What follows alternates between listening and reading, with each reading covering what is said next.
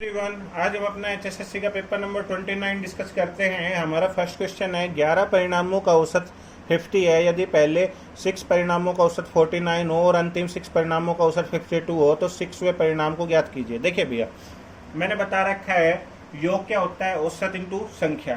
तो देखिए, एक आदमी के पास 50 रुपये हैं और ऐसे ही 11 लोगों को मैं 50-50 रुपये बांटता हूँ, तो मैं टोटल कितने रुपए बांटे, तो 50 इंटू 11 कर देंगे। तो ऐसे ही बात करते हैं। वो कह रहा है 11 परिणामों का कुल योग कितना हो जाएगा, 50 इंटू 11 कितना हो गया, 550 हो गया।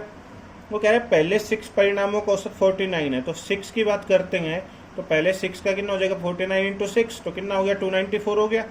और अंतिम 6 की बात कर रहे हैं तो कितना हो जाएगा, अंतिम 6 का 52 इंटू में 6 तो कितना हो गया, 316।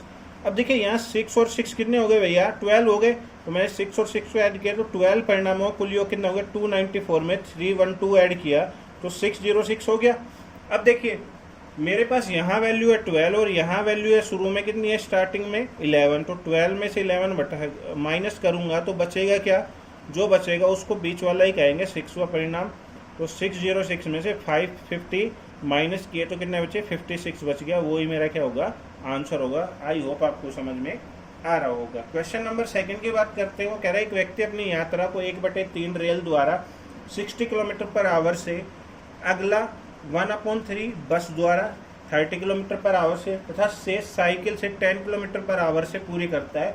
उसकी संपूर्ण यात्रा के दौरान औसत चाल ज्ञात कीजिए। देखिए भैया, स्टार्टिंग में कितनी जा रहा है, 1/3 जा रहा है रेल से, और स्पीड कितनी है, 60 किलोमीटर पर आवर। तो अगर मैं 3 इधर लेके जाऊं तो रेल की स्पीड कितनी हो जाएगी, 180 किलोमीटर पर आवर। अगेन देखिए, 1/3 जा रहा है बस से, कितने में, 30 में। ये 3 इसके मल्टीप्लाई में ले जाऊंगा तो बस कितने में जाएगा, 30 इंटू 3 90 किलोमीटर पर आवर। अब देखिए भाई, टोटल वैल्यू जब भी फ्रैक्शन में होती है तो टोटल वैल्यू को 1 मानते हैं हम। तो 1 है मेरे पास, 1 में से 1/3 उसने रेल द्वारा की और 1/3 बस द्वारा। तो मैं यहाँ 3 लेता हूँ, 3 इंटू 1 3 -1 -1 मतलब 3 - 2 कितने हो गए, 1/3। जो शेष बच गई वो यहाँ कह रहा है। तो साइकिल द्वारा शेष कितनी चल रहा है, 1/3 और कितने, 10 किलोमीटर। तो 10 इंटू 3 कितना हो गया, 30 किलोमीटर पर आवर से कहाँ जा रहा है, साइकिल द्वारा। आई होप आप समझ पा रहे होंगे। तो देखिए, रेल द्वारा कितनी थी उसकी स्पीड, 180, बस द्वारा कितनी थी उसकी, 90, और साइकिल द्वारा कितनी थी, 30। तो यहाँ पे हमने क्या ले लिया, उसका एलसीएम। आप 360 भी लिख सकते हो, वो ऐसी वैल्यू लिखने जो इन तीनों से डिवाइड हो। तो मैंने 180 लिया, 180 डिवाइड बाई 180 1 आ गया। 90 से 180 को डिवाइड किया कितना आया, 2, और 30 से 180 को डिवाइड किया तो कितना आया, 6। 6 और 2 8 और 1 9 आ गया। तो देखिए, चाल स्पीड क्या होती है, चाल होते है दूरी अपॉन समय। तो डिस्टेंस कितनी है, 180, और समय कितना है, 9। तो 9 2 जा 18 और 0 तो 20 किलोमीटर पर आवर हमारा क्या आ गया, आंसर। आई होप आप समझ पा रहे होंगे। नेक्स्ट है हमारा क्वेश्चन नंबर 3। वो कह रहे केले के दामों में 40% की कमी होने पर एक व्यक्ति 40 रुपये में 64 अधिक केले प्राप्त करने में समर्थ होता है। प्रति दर्जन केले का घटा हुआ मूल्य क्या है। देखिए भैया, और वो किसकी बात कर रहा है, हमसे लास्ट में प्रति दर्जन की। ठीक है, ये बाद में यूज होएगा, उसकी बाद में बात करेंगे। जब भी आपसे घटा मूल्य पूछेगा तो उसका एकमात्र फॉर्मूला होता है कमी अपॉन 100 इंटू रुपीज अपॉन मात्रा। ठीक है भैया, लेकिन उसने एक स्पेशल वर्ड दे दिया हमें, प्रति दर्जन। तो 1 दर्जन की बात पूछ रहे हो, तो देखिए घटा हुआ मूल्य क्या करेंगे, कमी इंटू 100 रुपीज अपॉन मात्रा, और स्पेशली एक वर्ड बोला 1 दर्जन, वो और मल्टीप्लाई कर देंगे। तो देखो, कमी कितने की हुई, 40 की, अपॉन में 100, रुपीज कितने भैया, 40, अपॉन 64 क्या है, वैल्यू मात्रा, और इंटू में 1 दर्जन में कितनी वैल्यू होती है, 12। ठीक है भैया, 20 से 20 कैंसिल आउट हो गया। ठीक है, 20 से 20 कैंसिल आउट हो गया।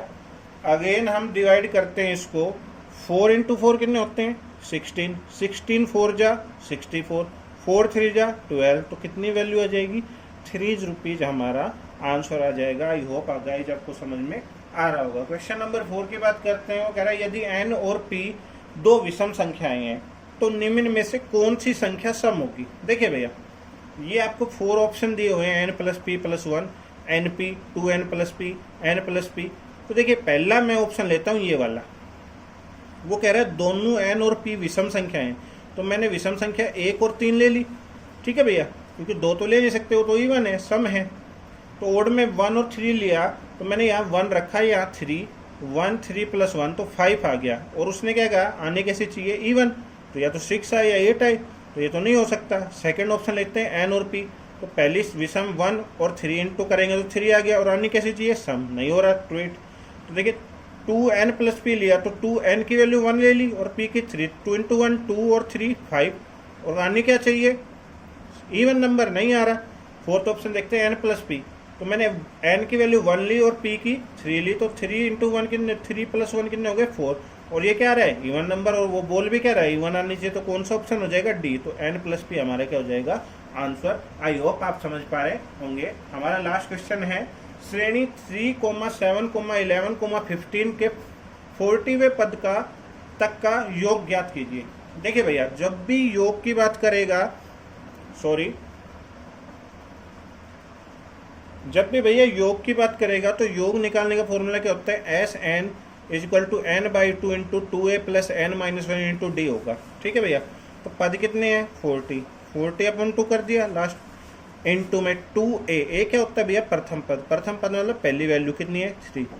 डी क्या होता है, डी होता है इन दोनों का डिफरेंस कितना आ रहा है 4, 11 और 7 का कितना आ रहा है 4, 15 और 11 कितना आ रहा है 4, तो इसको क्या कहते हैं डी। और एन किसको कहते हैं number of term, number of term कितनी कहा है उसने 40, तो वो रख दिया। देखो एन की वैल्यू 40/2, 2a मतलब 3 प्लस एन की वैल्यू 40 - 1 इंटू डी कितना आ गया, दोनों का डिफरेंस 4 आ रहा है, यहाँ कर दिया। तो देखिए 2 2 जा 4 और 0 20 इंटू 3 × 2 6 प्लस 40 - 1 39 इंटू 4, इनको मल्टीप्लाई करेंगे 156 में 6 ऐड किया तो 162, 162 को 20 से मल्टीप्लाई करूंगा तो कितना देगा 3240 मेरा आंसर आ जाएगा। आई होप आपको समझ में आ रहा होगा। तो गाइज अगर आपको समझ में आ रहा है तो प्लीज़ ज़्यादा से ज़्यादा शेयर कर दीजिए, जिसने सब्सक्राइब नहीं किया है वो सब्सक्राइब कर दीजिए और लाइक कर दीजिए। Thank you guys and have a nice day.